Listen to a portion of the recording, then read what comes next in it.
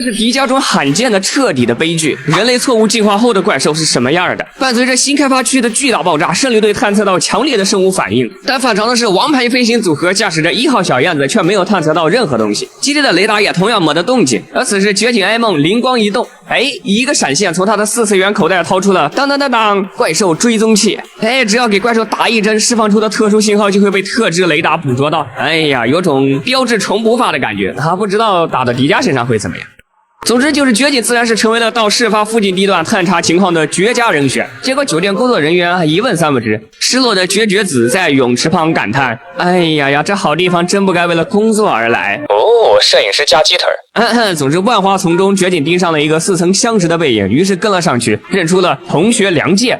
哥们儿还挺帅。于是二人便畅谈了起来。值得注意的是，这里的光影非常有意思，绝景沐浴在阳光之下，而龙介却笼罩在那少许的阴影之中。从对话中可以看到，梁介虽然已经是宇宙开发中心的主管，但相比之下，他还是更加向往胜利队这种一线单位。于是绝景就开启了聊天鬼才模式。像我这么笨头笨脑的人，居然进了胜利队，而你却没被录取不过梁介却对绝景的能力与性格给予了高度赞扬，这里可以看得出他确实是很认可绝景的。但话音未落，梁介就突发恶疾，在绝景的搀扶下，没想到中途又遇到了另一位同学知性姐姐沙耶香，但梁介却一反常态拒绝就医。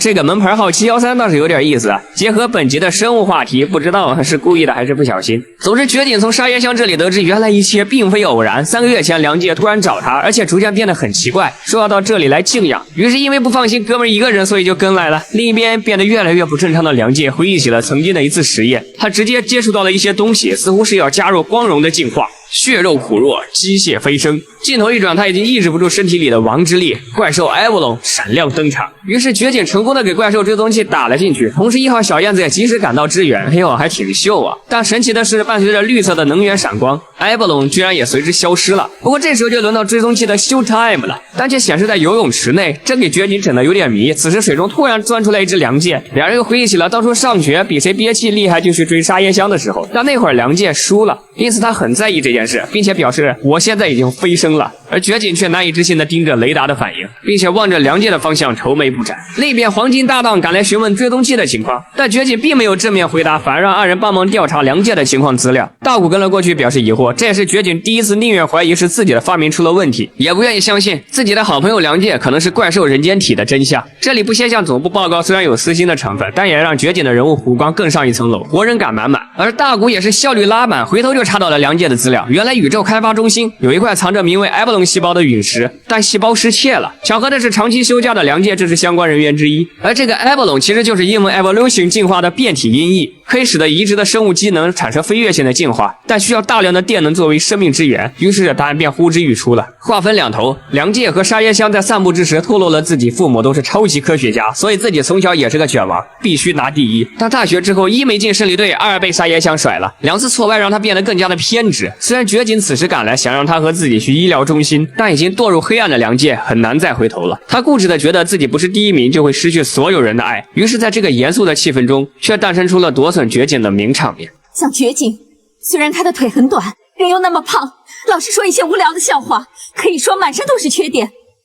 可是即使他有这么多缺点，大家还是很爱他。但显然从小要第一的梁介根本听不进去，于是最后一次变身成为了埃博隆。不得不说，怪兽的皮套真的很有感觉，明明整体设计已经完全脱离了人类的范畴，但是偏偏这双眼睛并没有之前怪兽特有的邪性，反而有种透亮澄澈之感，或许是暗示着梁介深埋心底的人性并没有消散。而这个伏笔也会在迪迦后续另一个埃博隆的剧集中回收。而在与怪兽的激情作战中，胜利队员们也得知了怪兽是人变异的消息。此时一家小燕子1号帅气的闪转腾挪，秀了一波操作，然后反手被埃博隆的电能光束整冒烟了。根据坠机定律倒推，果不其然，里面的正是这样位王牌机师，心诚熟练的直接跳伞，大古则是一个帅气的空翻变身。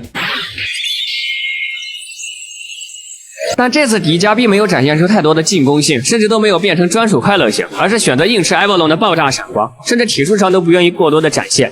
反而是埃伯龙展现出了痛苦的姿态。这或许正是作为人类的良界移植了这种细胞之后所要承受的代价。迪迦似乎也明白这一点，更知道对方其实是人，所以一味的防御，也是第一次祭出了奥特屏障，抵挡住了电能光束的进攻。想以这种防御型的作战姿态消耗掉埃伯龙体内的能量，而怪兽也是祭出了自己的闪电五连鞭，配合电能光束把没有太多进攻意识的迪迦打得苦不堪言。随着最后这2发电能光束的释放，迪迦已经有些再起不能，甚至想要挣扎着用后来进化邪恶迪迦的栽培利奥细胞转化光束做尝试，但已经没有了力气。而此时耗尽能量的良界也终于是迎来了他的终章，但至少他重新变回了人类的模样。绝景也向这位曾经的友人说出了我至今难忘的一段悼亡词。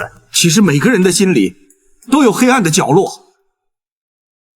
而你却把心里最阴暗的角落都打开了。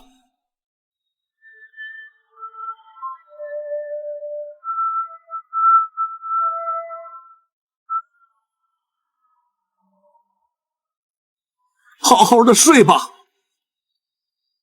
再也不要和别人竞争了，求你了。回顾第11集《安魂曲》，可以说这是真正的悲剧。《安魂曲》本为超度亡灵的弥撒曲，其实每个人的内心都有黑暗的角落，而你却把心里最阴暗的角落都打开了。好好的睡吧，别再去竞争了。这何尝不是绝景给这位迷失在黑暗中的朋友所唱的安魂曲呢？良介从小所经历的精英式教育，若不在适当的时候加以引导，必然会在后来的某些失控的时刻，导致一种近乎偏执的扭曲。也许在他首次失去第一的宝座之时，周围哪怕有一个人的态度转变，都会使得良介产生没有第一便没有爱的错误认知。可惜的是，显然他的父母并没有给到他这样的爱与指引。绝景与沙耶香虽然能够给他这种没有附属条件的爱，但2人也终究没有能走进他的内心世界。毕竟永远看向第一的他，又怎么可能会向他人展露出自己最脆弱的一面？最终的结果是只能在黑暗的道路上渐行渐远。但也正因为作为人的我们能够拥抱最真实的自己，接纳自己的好与坏，接受他人的爱，才不会被那一抹黑暗所吞噬。也希望不论屏幕前的你经历如何，都能够坚强乐观的过好每一天。点赞关注，我们迪迦下集再见喽。